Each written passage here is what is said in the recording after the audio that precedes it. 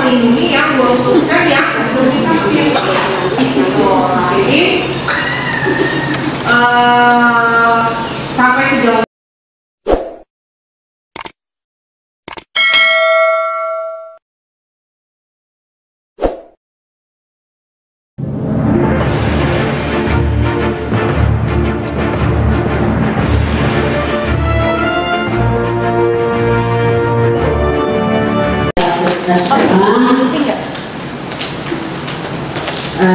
izin kita mulai saja acara kita pada siang hari ini. Bismillahirrahmanirrahim. Yang saya hormati Kepala Puskes Kelurahan Dr. Uli, yang saya hormati Bapak Kabinsa, Bapak Yusuf, terima kasih hadir Pak ya. Yang saya hormati rekan saya Kasitom, Pak Rudi, yang saya hormati Pak Ketua RW dari RW 1 sampai RW 11, yang saya hormati secara Zoom, secara virtual, ya. Tapi saya pikir ini pertemuan kita ya, dan kali ini jumlah orangnya 40 atau 50 ya dengan jarak seperti ini pakai masker, insya Allah aman.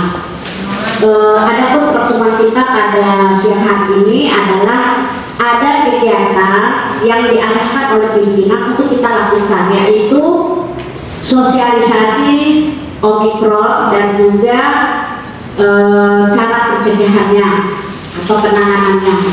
Nanti akan disampaikan oleh Kepala Puskes Kelurahan Rawabadan Selatan oleh Dr. Udi, mewakili Lurah Rawabadan Selatan untuk kita semuanya. Kepada Bapak Setel, saya silakan.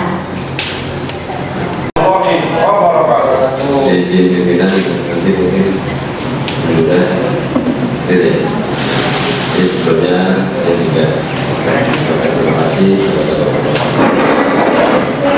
kepada Pak Kabinsa Yusuf, Ibu Uli dari sebagai narasumber, Pak RW, Ketua RW, KDR, Ibu Dasawisma, dan Pak RT yang hadir di sini. Alhamdulillahirrahmanirrahim. Akan memuliakan, semoga pada siang ini adalah siang yang penuh dengan rahmatnya Allah, dan kita tidak segala-galanya mengikuti konsep apa yang diberikan oleh pemerintah berkaitan dengan pencegahan. Kita hanya bisa mencegah dari pihak Ibu Dr. Uli akan menyampaikan apa yang kiat-kiat apa saja sih yang mungkin yang sering bersentuhan dengan masyarakat, ya, budawis yang sering dalam dan semua yang masyarakat perlu diperhatikan. Jadi jangan sampai di wilayah lain ada di ATS mungkin sudah ada, cuman alhamdulillah bisa ditangani itu, jangan sampai ditangani. Jadi ibu perlu disesuaikan dengan kondisi dan situasi pada saat ini. Saya sih berharap Omikron itu pas selesai, jadi bapak-bapak ibu aktivitas saya menginginkan. Tapi kalau itu lama-lama level 2, level 3, level 4, bisa level 5 ya kan, hidup semuanya akan begitu. Jadi WFH itu jadi kalau bisa nggak tahu WFH ya bang. Nah ini jadinya ya kita, karena tanggungan kenapa TNI juga berjuang karena mereka juga berpikir kaitan dengan teritorialnya juga. Ya, jadi pengarahan dari Babinsa diarahkan masyarakatnya karena kaitan dengan kurang jadi teritorial di Indonesia kurang baik di seluruh dunia, kurang baik terutama di wilayah. Jadi Babinsa mengantisipasi supaya warga juga keturutsertaan untuk dikondisikan dapat menyampaikan yang menjadi suatu kewajiban kita biar masyarakat kita bisa tumbuh dengan sehat. Terima kasih. Demikian apabila ada kata-kata saya mohon maaf lahir batin. Wassalamualaikum warahmatullahi wabarakatuh.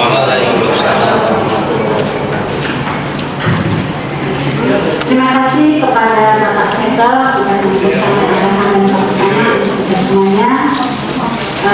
Mari kita sama-sama ikuti paparan ataupun sosialisasi terkait dengan Omikron ini oleh Dr. Willy selaku Kepala Puskesmas untuk Pegawai Badan Kesehatan. Mari kita dengarkan sama-sama ya.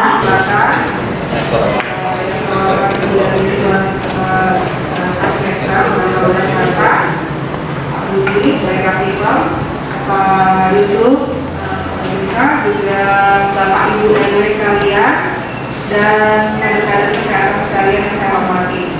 Pada kesempatan ini saya akan membawakan sosialisasi tentang virus Omikron, ya, COVID varian baru kayaknya ya. Tahun lalu kita sudah disibukkan dengan varian Delta, sekarang ada varian baru lagi namanya Omikron. Apa dan bagaimana Omikron ini? Kita akan melihat sambil menunggu PowerPoint-nya.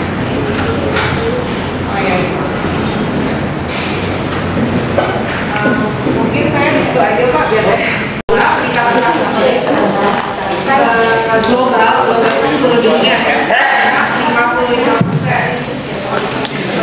Varian Omikron ini sudah mengalami pertumbuhan kasus Delta di tingkat global. Jadi katanya kalau varian Omikron ini penularannya lebih cepat daripada varian Delta.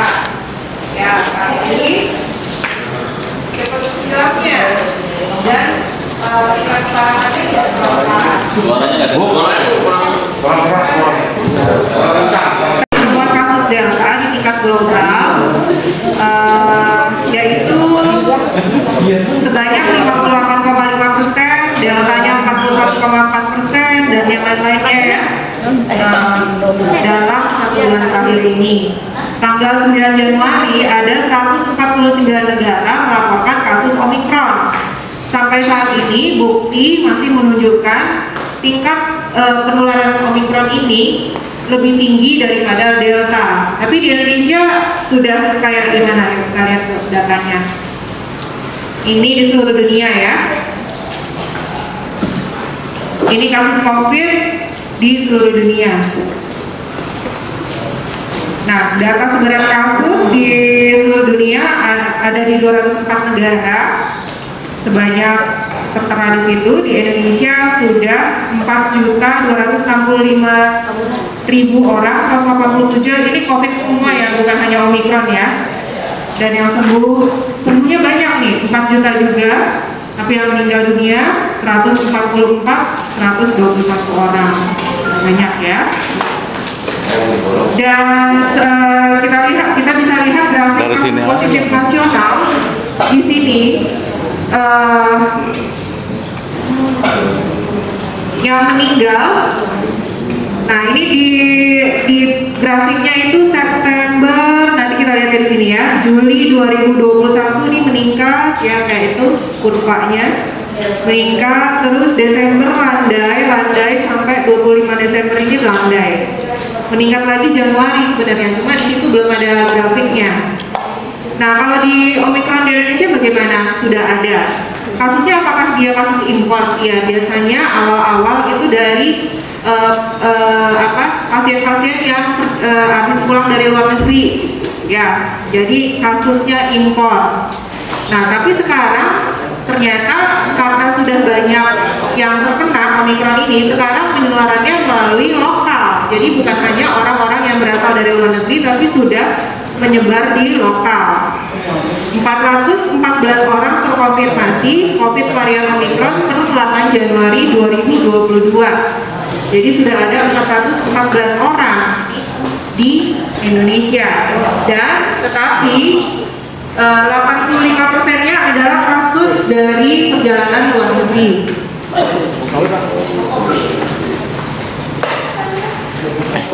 Nah, mungkin Bapak Ibu sekalian tanya, ini apa sih Omikron itu, apa bedanya sih sama COVID yang lain gitu ya.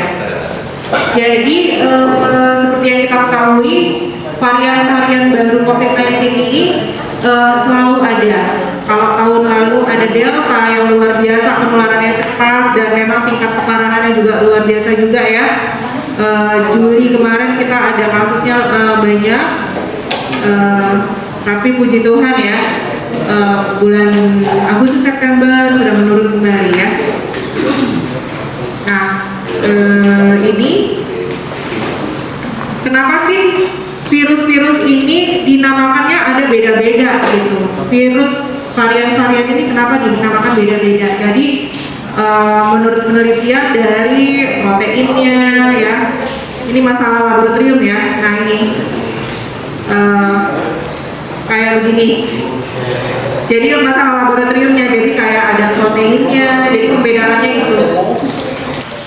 Nah, COVID-19 sama SARS-CoV-2 sama atau beda? Nah, jadi ini yang zaman dulu ya. Jadi COVID-19 itu memang dari dulu sudah ada nih virus SARS-CoV itu ada, udah dari dulu udah ada.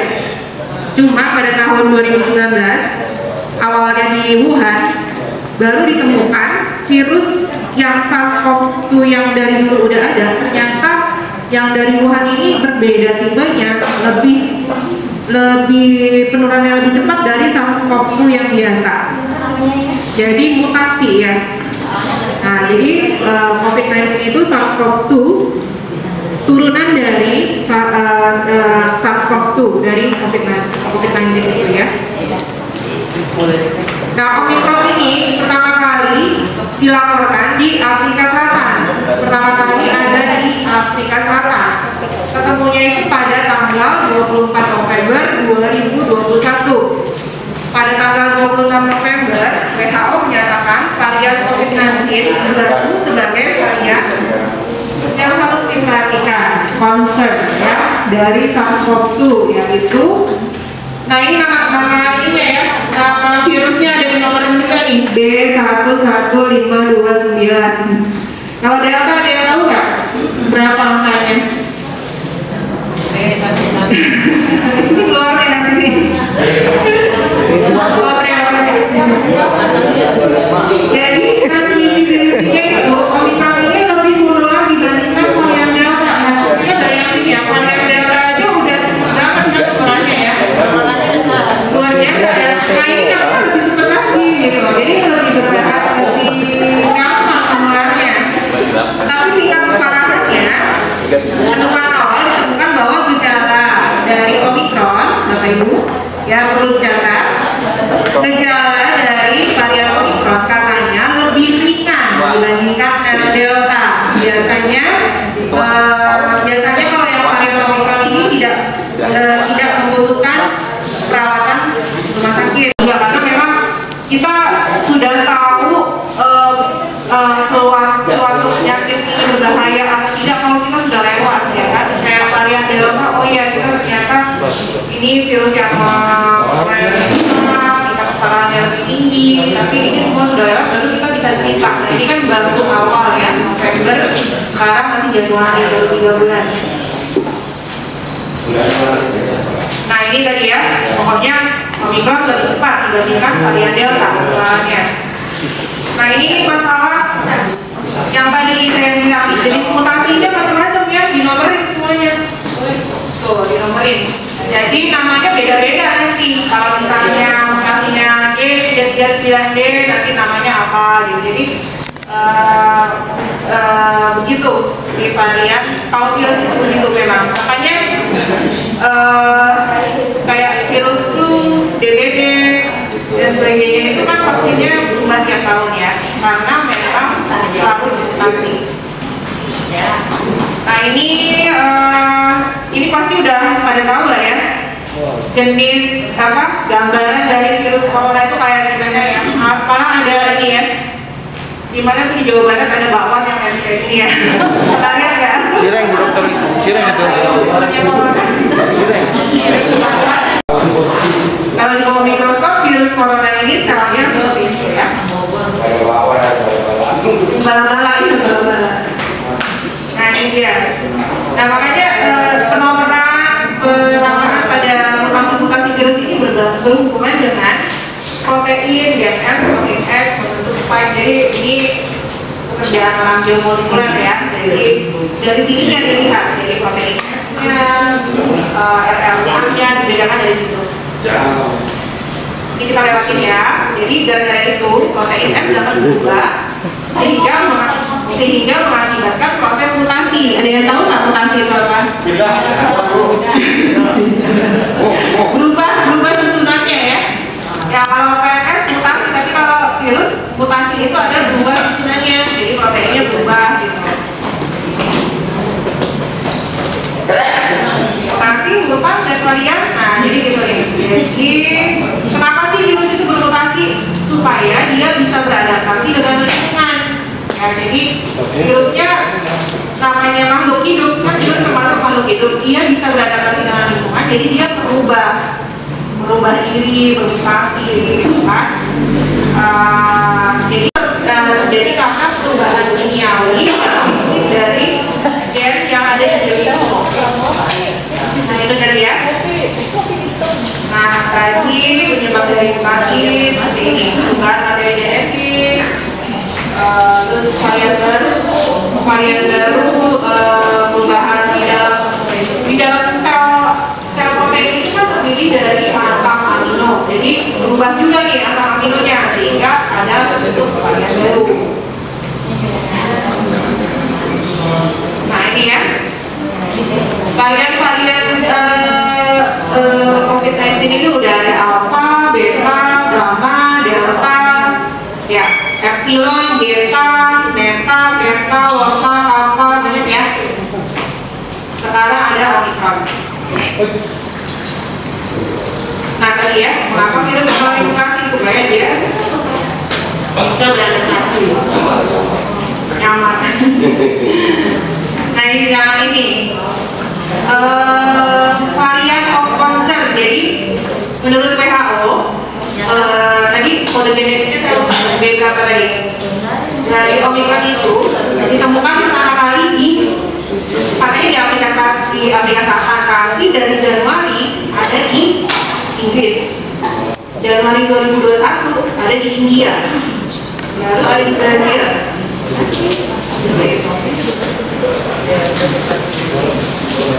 Nah, gimana sih caranya kita tahu si pasien itu kena COVID biasa, COVID-19 virus varian yang lama atau varian yang baru? Nah ini ada labnya khusus.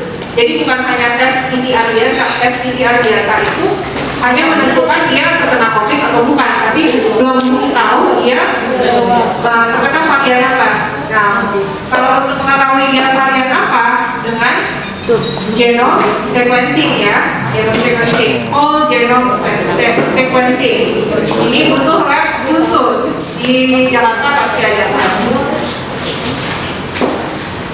Nah kalau COVID-19 udah pada tahu lah ya semua ya, virus yang menyebabkan saluran pernapasan, masa inkubasinya bisa 2-14 hari ya, 1-2 minggu. Makanya karantina itu kalau dari luar negeri, perjalanan luar negeri, kalau yang paling amannya itu 14 hari awal-awalnya kan.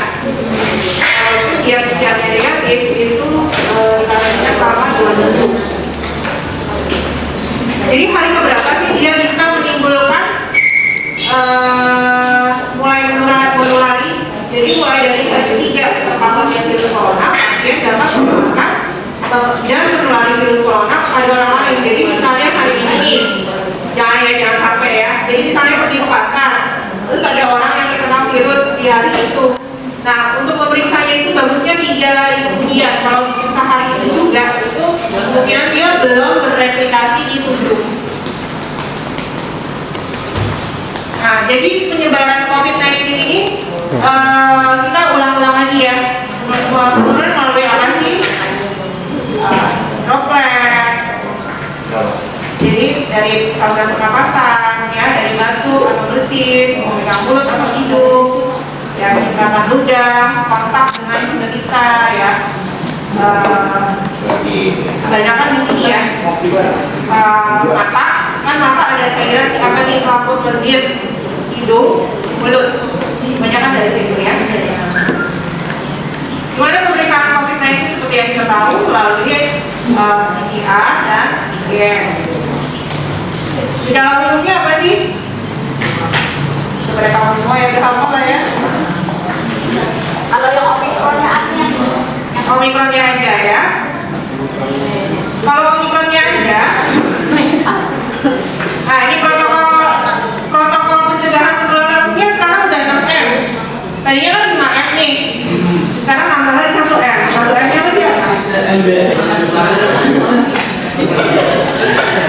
Jadi yang pertama adalah memakai masker, ya. Ini udah tahu nih. Mencuci tangan, menjaga jarak fisik minimal 1 meter, membatasi mobilitas, maksudnya ya kalau nggak perlu banget ya nggak usah keluar rumah, di rumah aja.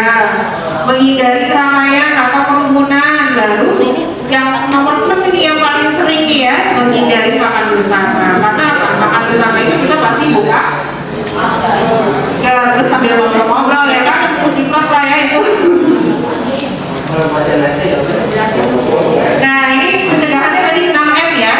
Nah yang paling sulit kan itu kan di wajah nih, di mata ada selaput lindir, hidung selaput lindir juga, mulut dan mulut. Nah kita biasanya saling menularkan itu melalui tangan yang sudah terkontaminasi oleh virus, biasanya dari percikan tadi, droplet, percikan ludah atau bercak bekas batuknya ya pasien. Nah kalau kita ada keluarga atau siapapun yang terpapar virus corona, makanya hindari kontak dengan penderita COVID-19. Lalu terutama bagi kita yang batuk pilek, kita yang wajib banget pakai masker. Misalnya di rumah nih ada anak kita yang sakit batuk pilek, supaya nggak ketularan satu rumah, yang sakit itu harus pakai masker yang utama ya. Jadi pencegahan yang utama adalah yang sakit yang pakai masker. Kalau kita keluar ya semuanya wajib pakai masker, baik sakit maupun tidak sakit. Ini cuci tangan udah tahu lah ya, langkah ya. Ketika batuk nih, kalau batuk, kalau kita nggak punya tisu, kita bisa pakai sudut lengan. Kalau kita punya tisu, kita batuk di sudut tisu, tisunya kita buang. Baru kitanya cuci tangan, pakai masker. Nah, bagaimana sih efektivitas vaksin terhadap virus-virus yang sudah beredar di lebih dari 80%? Kemudian RDS juga baru zona hijau bulan Januari kemarin ya Bu ya, bulan Januari kemarin. Jadi mestinya dengan vaksin tambahan, nah 80% ini bisa melindungi yang 20% yang belum divaksin. Jadi sampai sejauh ini vaksinasinya itu masih efektif untuk varian-varian dari virus COVID. Ya, Omicron itu akan dikirim ke khusus. Dan yang paling utama tracing nih, ya, kalau gitu. Ini nih kerjaan itu tracing. Ya, misalnya dicari nanti, nanti dari puskesmas, kok nggak ada orang yang nggak mau di tes PCR, ya kan? Nah ini tracing, harus tracing. Jadi siapa saja yang kontak dengan positif COVID, jadi harus di-tracing supaya isolasi nih, terisolasi. Jadi kalau dia isolasi sudah ketahuan siapa yang kena, nah yang kena aja yang kita isolasi supaya tidak menyebar kemana-mana, karena penularannya kan sangat cepat. Nah tadi ya SGFR, S Gene Target Failure, ini untuk melihat penanda masal ya dari SARS-CoV-2. Nah, kalau Satgas COVID di Indonesia per 6 Januari 2022, Satgas penanganan COVID menetapkan masa karantina selama 10 hari bagi warga negara Indonesia pelaku perjalanan luar negeri dari negara yang telah terkonfirmasi transmisi komunitas varian baru COVID-19. Negara-negara mana aja sih yang sudah ada Omicron-nya? Afrika Selatan. Indonesia nggak ada. Sudah ada positif juga ya. Makanya PCR-nya ya. Kita lihat berubah-ubah ya, kadang-kadang 7 hari karantina, kadang-kadang 10 hari, tergantung situasi data terakhir. Yang saya dengar sekarang berapa hari nih? 10 hari ya? Nah ini sekarang 7 kali 24 jam. Di hotel 6 hari Bu. 6 hari ya, ini kalau PCR ulang. Jadi sekarang 7 kali 24 jam. Jadi berubah-ubah sesuai dengan PPKM level berapa dan melihat ini udah tahu ya, isolasi apa, karantina adalah upaya pemisahan orang sehat dengan orang yang terpapar COVID-19 meskipun belum menunjukkan gejala apapun. Jadi kalau namanya karantina berarti dia masih sehat dan PCR negatif, itu dari luar kota atau luar negeri. Kalau isolasi, pemisahan sementara seorang yang sakit dan membutuhkan perawatan COVID-19, dia udah konfirmasi COVID positif, lalu namanya isolasi.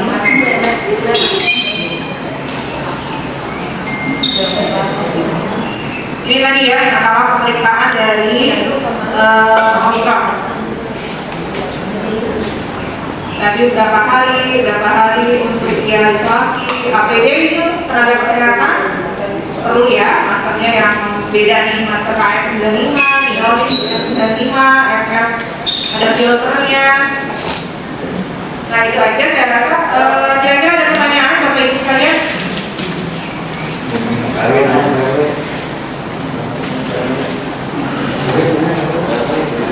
Mas Harudi ini tanya,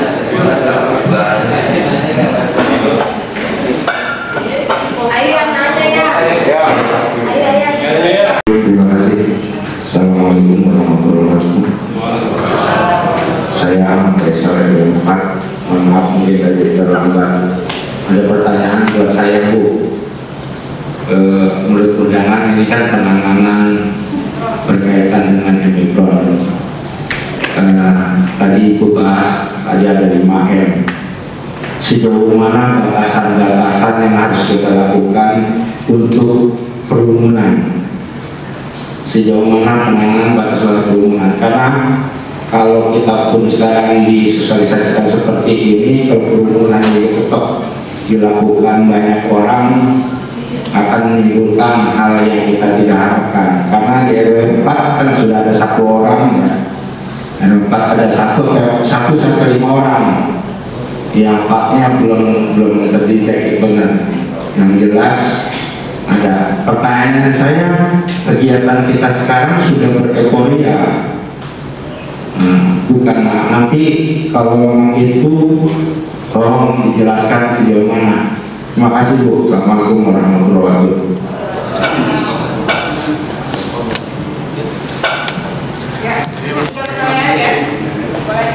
Selamat siang, saya Agus dan Pak Rumah.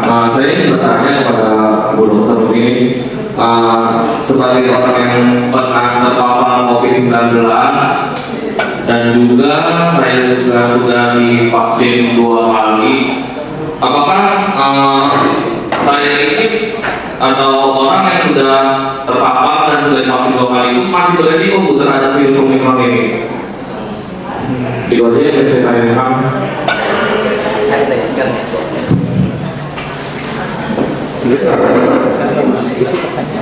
Assalamualaikum warahmatullahi wabarakatuh. Salam sejahtera kita semua.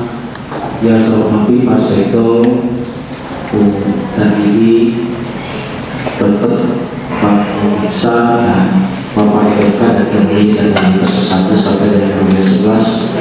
Para kader jemaat dan teroris yang juga hadir pada siang hari ini. Mohon izin dulu terkait dengan sosialisasi ini. Sebenarnya di wilayah kami juga banyak sekali mendapatkan informasi dari masyarakat.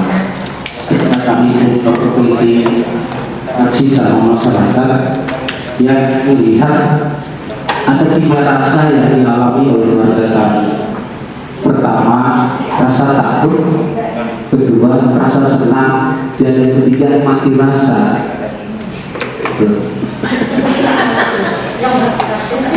Jadi, kalau rasa senangnya ketika mendengar varian baru ini, mereka menanyakan, Pak Rudi, berarti kita dapat sembako lagi.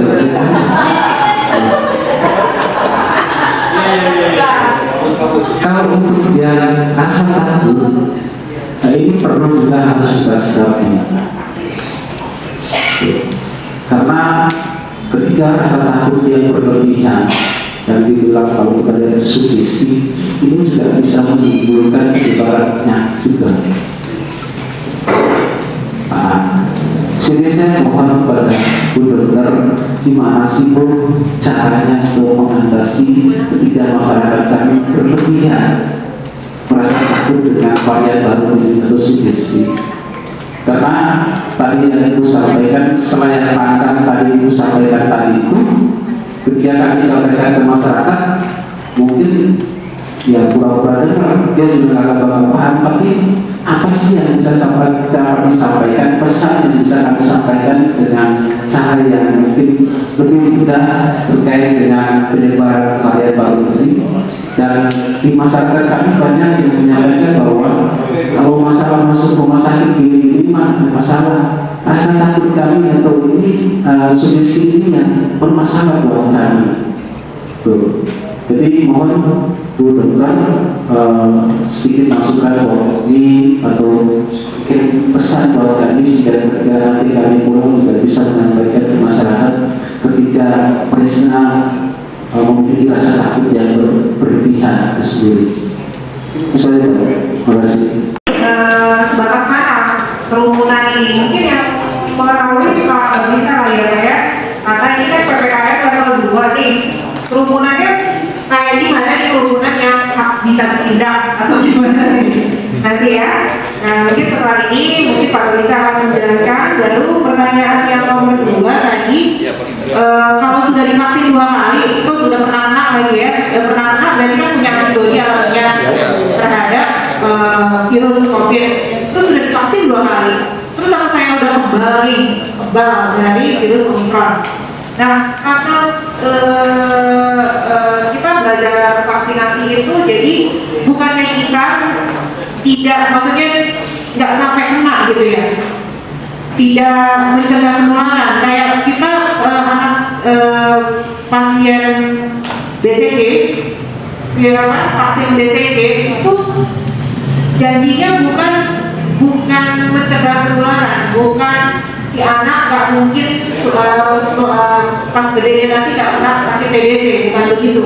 Jadi kalaupun terkena, dia akan punya gejala yang lebih ringan daripada yang tidak divaksin sama sekali. Seperti itu Pak. Jadi jaminan untuk tidak terkena lagi, maksudnya nggak bakal penularan gitu, itu tidak ada jaminan, tidak akan begitu. Tapi kalau terkena dibanding yang belum vaksin sama sekali, itu biasanya dia gejalanya lebih ringan daripada yang belum. Seperti itu ya Pak, mudah-mudahan cukup menjawab. Terus pertanyaan ketiga tadi berhubungan dengan virus COVID-19 ini banyak ada 3 rasa tadi ya Pak ya. Rasa yang kalau masuk rumah sakit sudah biasa, tapi yang paling penting itu sugesti. Nah benar tadi ya.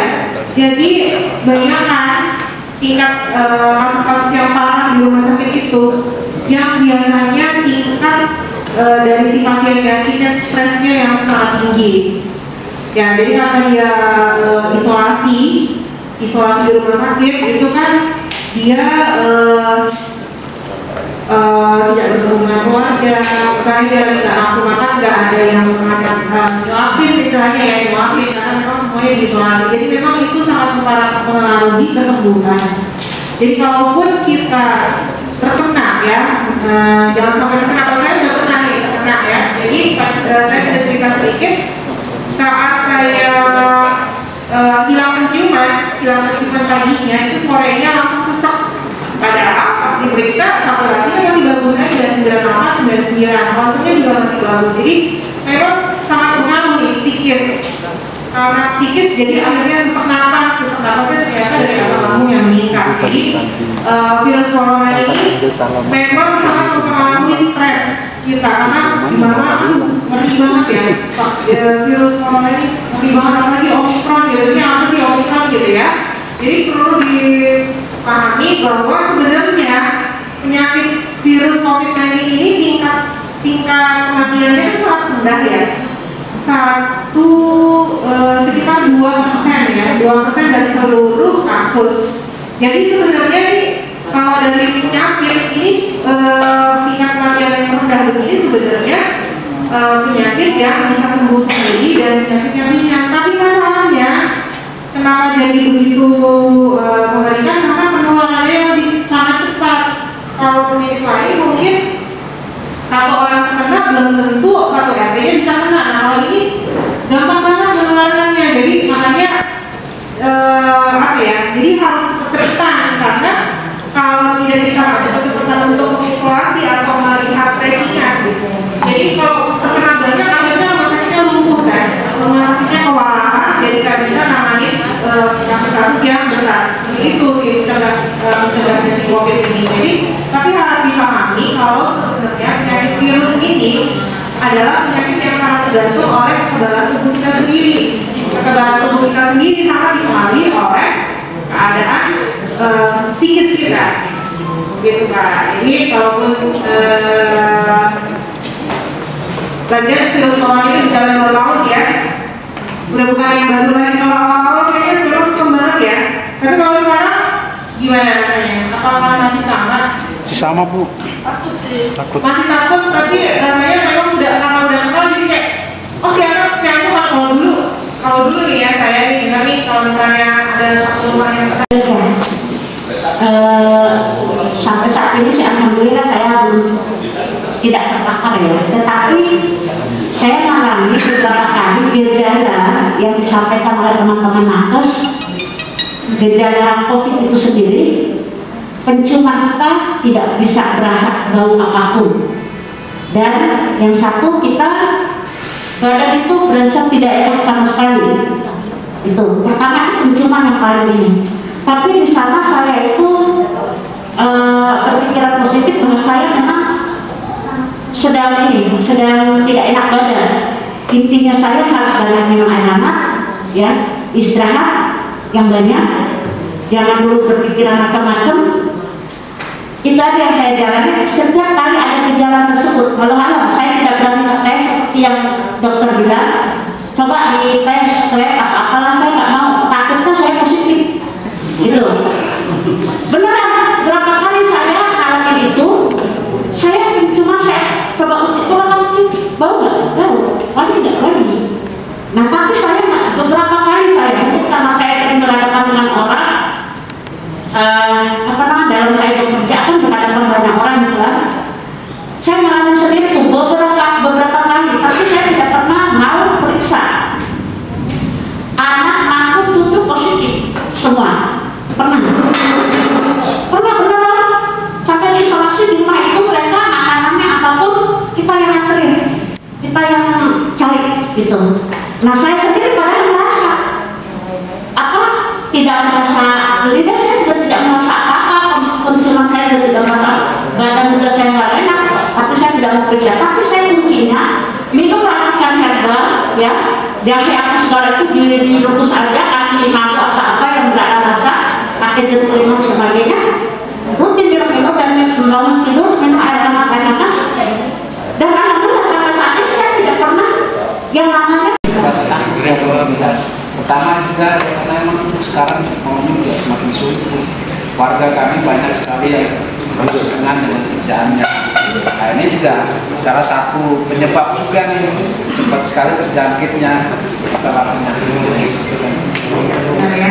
Jadi ketakutan ini banyak sih memang ya, termasuk takut sendiri ada juga yang ketakutan. Jadi sampai di rumah, saya sendiri sampai di rumah tuh dia kan jadi banyak ya. Jadi tapi ada yang abai sama sekali ya, ada yang benar-benar tak takut sama sekali ya, banyak ya. Ada yang datang ke sini juga, ketemu dan terpapar sadar sebagainya, kalau orang bisa, kalau kita butuh partisipasi normal aja. Makanya kita lihat yang baru-baru atau kira apa yang sakit, hapuskan jangan, obat dulu dengan secara herbal atau Oke Pak, iya benar Pak. Ada Pak Sekal yang terhormati, Kepala Puskesmas, Kasih Kesra, Bapak-Bapak RW, Bapak-Bapak RT, LMK, Ibu-Ibu Kader dan KDM. Jadi kalau tadi saya mau jawab pertanyaan Pak RW 4, Jadi untuk masyarakat kerumunan sebetulnya belum ada perubahan ya, seperti yang dari peraturan gubernur. Level 1 50 orang, level 2 30 orang. Kerumunan dengan bermasker, sudah cuci tangan, sudah diperiksa kalau kerumunan. Tapi karena di kita RT ini sering mogok-mogok masyarakatnya, kadang-kadang saya mau tindakan juga kan harus dengan pengurus wilayah RT, RW atau LFK-nya. Maka dari itu kalau untuk sekarang kita hanya memberi himbauan karena sudah tidak ada lagi pencegahan, jadi hanya dihimbau. Karena di Hotel Cempaka, informasi untuk bapak-bapak semua, sementara sudah 34 orang warga asing di Hotel Cempaka, 8 warga negara Indonesia. Mereka sehat semua, tapi dibilang positif. Anak sebetulnya dikurangi 4 orang karena anak kecil 2 orang didampingi orang tuanya dirawat. Tapi mereka sehat semua. Tiap hari saya lihat berjemur, merokok, ada yang main bola. Jadi sebetulnya penyakit ini kan sama, gejalanya pilek sama. Kalau kita bilang, kita aja bilang makan gak enak. Nah, jadi yang penting nggak usah takut, tetap semangat aja. Cuma saran saya, bila mungkin merasakan badan yang agak lain, kita yang harus sadar diri. Kadang-kadang kita nggak sadar karena ego kita tinggi. Nggak ada COVID, itu akhirnya keluar, hanya ke orang lain. Sebetulnya kalau di rumah pun pelayan silahkan di rumah, betul-betul Bu. Karena dari Menteri Agama pun sudah disarankan yang keluar dari umroh itu akan silakan isolasi di rumah dengan keadaan rumah yang bagus. Dalam arti isolasinya terjamin, makannya bisa dirawat. Jadi saya minta tolong, mungkin Ibu Dawi sering, mungkin kalau Bapak RT, Bapak RW agak sibuk ngurusin di kantor balai warga. Tapi Ibu Dawi sampaikan, kalau memang sakit nggak usah takut, sampaikan aja karena bisa isolasi di rumah untuk Ubikon. Gitu, Ubikon bisa karena apa? Dengan diam di rumah, makan teratur, berobat bisa sembuh. Pak Wahyu, silakan bagikan pas. Pak Haji Pardi ya? Pak Haji Pardi. Ini Pak Haji.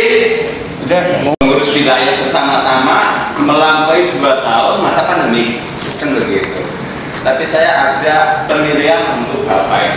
Apa sih Pak tips atau kisi-kisi rahasia jenengan itu aktivitasnya luar biasa, pagi malam bersentuhan dengan masyarakat. Saya menghadapi baik pandemi corona maupun ini yang baru bayar apa popcorn. Coba dikasih tahu Pak Ibu Damini dan RW seluruhnya, RMK, KDM, dan kader. Yang saya mau tanyakan, yang pertama, bagaimana saya dengar-dengar ini kan katanya untuk booster, terutama untuk lansia sudah bisa dimulai. Kira-kira kapan di RBS ini bisa dilaksanakan? Karena dari wilayah saya sering menanyakan, karena terutama yang katakanlah, karena ini kan zaman-zamannya lagi medsos, jadi banyak bapak-bapak, ibu-ibu yang sudah lansia, yang sudah divaksin 2 kali, menanyakan booster gimana gitu. Dan yang kedua, ini kita level berapa nih Bu Dokter? Ya. Dan yang ketiga, ya memang sekarang kita nggak usah terlalu takut dan nggak usah terlalu berani. Yang judulnya itu aja. Kita terlalu takut juga nanti akhirnya kita shock. Kita terlalu berani akhirnya juga kita kebablasan. Ya sedang-sedang saja lah. Gitu. Jadi ya karena ini memang kalau ada yang bilang tadi Pak Babinsa bilang ini kan seperti flu biasa. Ya kalau kita flu biasa minum vitamin, berjemur dan sebagainya, insya Allah itu semua akan hilang. Itu saja teman-teman, terima kasih. Mendata lagi, apakah kita akan mendata lagi dan mengajak-ajak lansia lagi warga-warga yang susah, kemudian mereka tidak mau mengikuti booster. Ketiga, apakah itu nih zona kita akan berubah lagi atau tidak? Mungkin tugas kader kita akan jadi Pak. Ya, dan itu sudah saya ngomong di grup agar 11 tahun yang tidak bersekolah dan belum divaksin, mohon didata. Korlap Dawis belum ada yang mengirim ke saya, baru RW 5, RW 1, RW yang lain-lain belum yang ada yang ngirim. Saya mohon bantuannya, karena nanti ke depan saya dan Dr. Uli itu berencana untuk sweeping.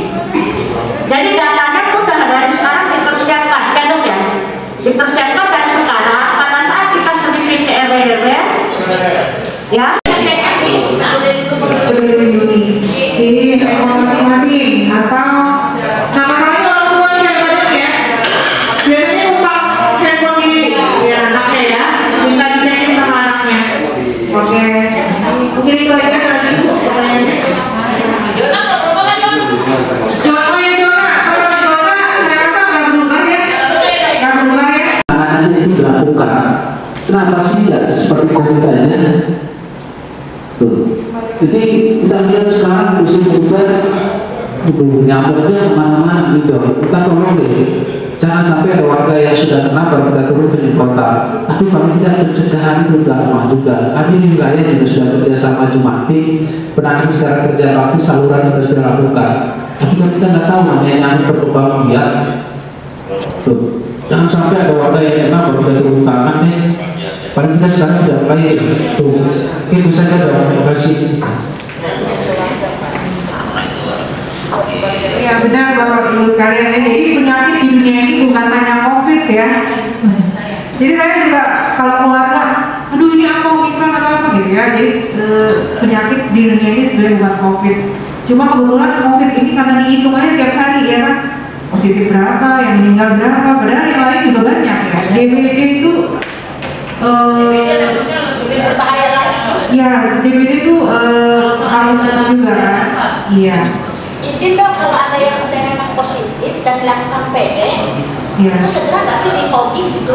Kan stip IPN dulu, IPN-nya positif, PD positif artinya bila ada yang positif satu, terus ada 20 rumah sekitarnya ada yang demam lagi di situ, sama jenisnya positif bu, baru di voting. Kalau tidak memenuhi kriteria tersebut, kan belum bisa di voting. Jangan sampai tunggu ada yang Kalau masyarakat sekolah kita akan keluar sekolah, tolong dipakai dosen. Jadi itu salah satu pencegahan. Bisa dijelaskan perbedaan dasar antara varian Delta dan Omikron, Bu? Perbedaan dasarnya sebenarnya virus corona ini berbagai macam varian ya, bermutasi. Jadi varian Delta termasuk mutasi, juga varian Omikron juga termasuk mutasi. Perbedaan dasarnya mungkin kalau penularannya varian Omikron katanya lebih cepat penularannya, namun gejalanya lebih ringan. Kira-kira pesan untuk warga agar penyebarannya tidak meluas seperti apa Bu Dokter dari kesehatan? Ya, seperti yang sudah kita ketahui selama 2 tahun mengalami pandemi, pencegahannya tetap 5M, tapi sekarang sudah 6M ya, memakai masker,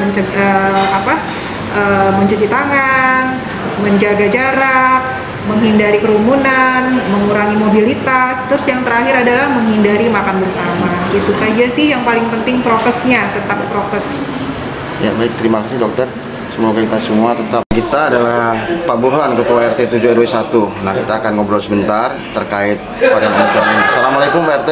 Waalaikumsalam warahmatullahi wabarakatuh. Sedikit nanya nih, dalam menghadapi varian baru Omikron ini, kira-kira tindakan apa yang dilakukan oleh Pak RT di wilayah dan tentunya semua Ketua RT yang ada di Oblak Selatan ini? Kira-kira seperti apa Pak RT? Baik, terima kasih.